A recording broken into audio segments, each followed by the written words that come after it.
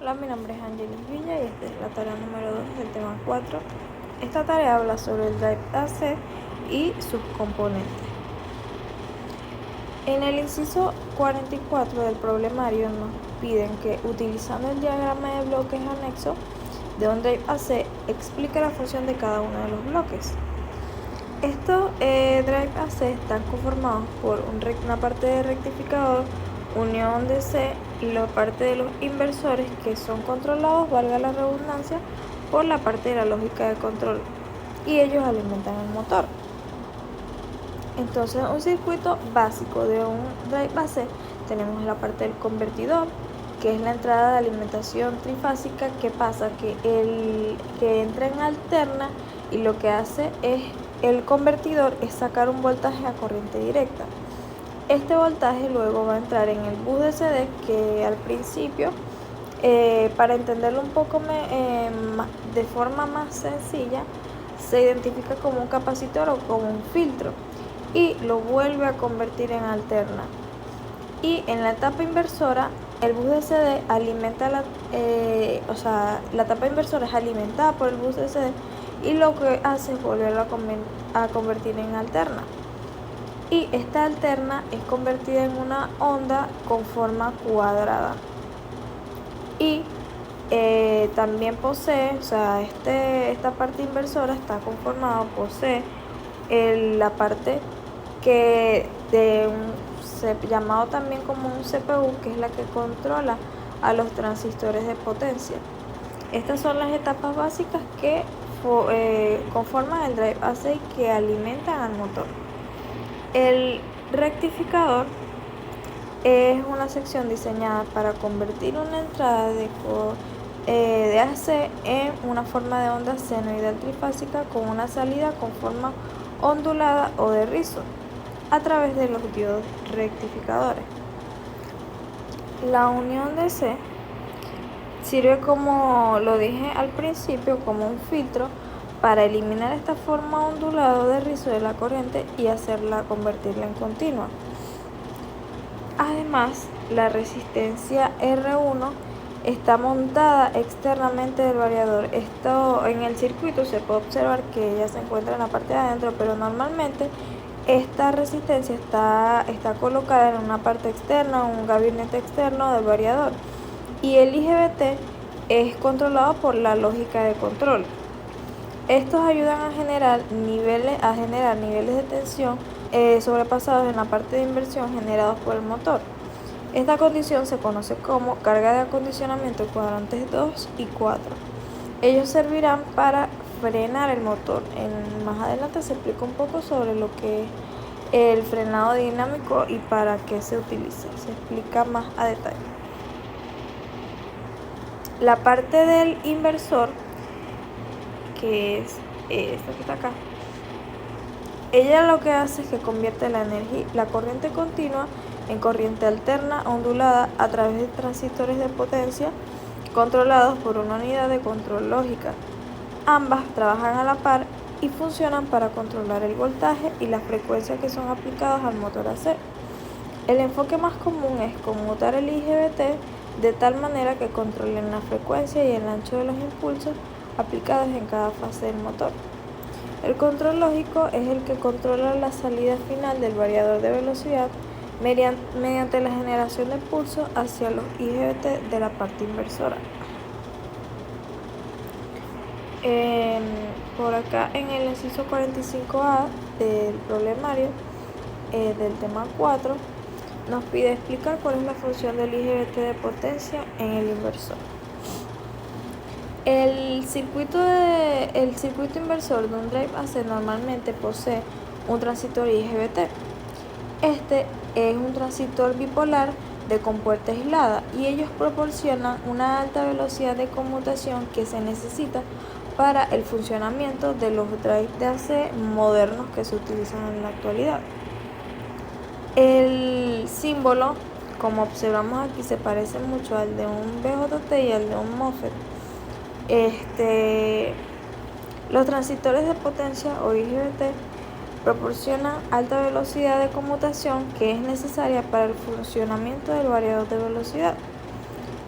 son capaces de encenderse aproximadamente en 400 nanosegundos y apagarse en 500 nanosegundos. O sea, es una velocidad demasiado rápida para ellos apagarse, o sea, casi inmediata.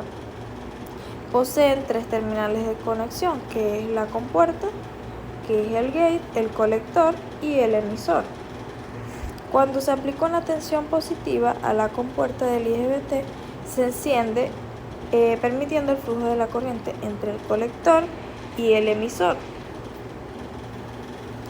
Y para apagarlo solo basta con quitar la tensión positiva de la compuerta y normalmente se mantiene aplicando una tensión negativa para evitar que el dispositivo se encienda. El IGBT también es un diodo de libre circulación y su función es la de proteger al transistor de corriente de conducción, que es remanente causada por la inercia y el campo magnético del motor, que disminuye lentamente una vez que el motor es detenido. En el símbolo podemos observar que, como dije anteriormente, es una mezcla del VJT y de un MOSFET. En un MOSFET tenemos 3 terminales, que es la compuerta, el terminal y la fuente. Y el VJT tiene la parte del colector y del emisor. Tenemos también en un diodo de libre circulación, que eso ya es otra explicación. Explique qué es el frenado dinámico y para qué se utiliza. El frenado dinámico también se conoce como frenado de resistencia. Aquí podemos mostrar un variador de AC con un circuito de frenado dinámico que está compuesto por R1 y está compuesto por un transistor de potencia que es controlado por la lógica de control, valga la redundancia. Tenemos el convertidor, tenemos también el bus de CD, que realmente está compuesto por un capacitor, una resistencia de frenado, que es esta que tenemos acá, más un transistor de potencia controlado por la lógica de control. Normalmente R1 es montada en un gabinete externo, como lo dije anteriormente, de forma en un gabinete externo o por fuera del variador, y se pone por la parte de afuera para poder disipar la potencia o el calor que ésta genera. El frenado dinámico se utiliza cuando la carga intenta ir más rápido que la velocidad del motor, y esto implica que los transistores en la etapa inversora se van a sobrepasar de la velocidad de switcheo, que es impresionantemente rápida. Como lo vimos anteriormente, esta puede ser de 400 nanosegundos y es una velocidad súper rápida.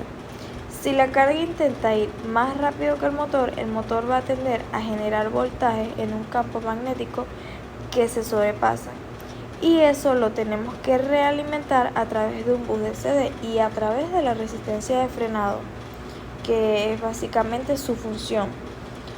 Ese voltaje que se va a generar gracias a que se ve sobrepasado el circuito inversor va a ser controlado por el transistor y lo vamos a poder generar otra vez, y esto nos va a servir para frenar el motor.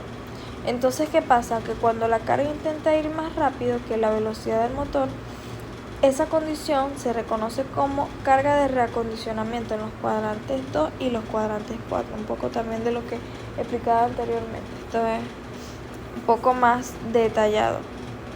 Los diodos rectificadores del convertidor suministran una corriente en una sola dirección. Cuando la carga intenta ir más rápido que la velocidad del motor, el motor se reconecta para que funcione como generador de energía, el cual regresa de nuevo al bus DC. La resistencia 1 disipa la energía, la resistencia disipa la energía regenerativa, deteniendo el motor de forma rápida. El inciso 47 nos dice que, utilizando el diagrama de bloques anexo de un drive AC, explica la función de cada uno de los elementos. Entonces, tenemos el breaker y o fusible, que son los necesarios para cumplir con los requisitos y las normas para la protección de sobrecargas, cortocircuitos y fallas a tierra. el contactor, que es el que se utiliza para desconectar la alimentación eléctrica de la unidad. El filtro MC, que es utilizado para reducir el ruido RFI y requerido para cumplir con los estándares europeos. El reactor de entrada son los que suavizan las perturbaciones de la línea de alimentación, la corriente de arranque y los armónicos. Los filtros de armónicos reducen los armónicos de línea para ayudar a cumplir los requisitos de las normas establecidas. La unidad de control compone todo lo que es el variador de velocidad. El chopper de frenado es el dispositivo de conmutación que controla la potencia aplicada a la resistencia de frenado. El resistor de frenado es la resistencia que absorbe y disipa la energía de la carga durante el frenado dinámico. El reactor de salida suaviza las perturbaciones de potencia de salida y reduce los voltajes pico y los tiempos de subida rápida para una mayor protección del motor. El filtro sinoidal reduce los picos de voltaje para el motor, filtrando la forma de onda de la unidad para así aproximar una onda senoidal. Gracias.